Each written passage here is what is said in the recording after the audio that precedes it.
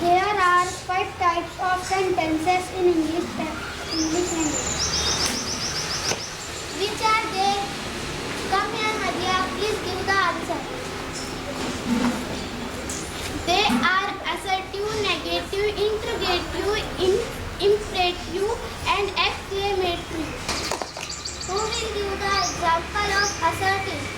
Come here, Madhya. Please give the answer. I go to school. I will play again.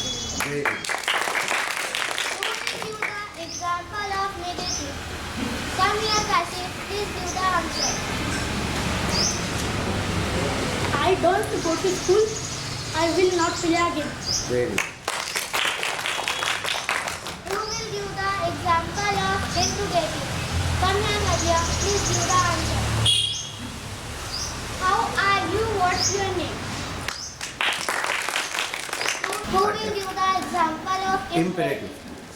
Come here, Aisha. Please give the answer. Please keep quiet. Close the door. Very good. Who will give the example of exclamative? Come here, Tanjay. Please give the answer.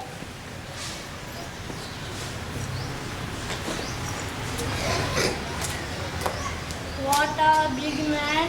How beautiful Taj Mahal is.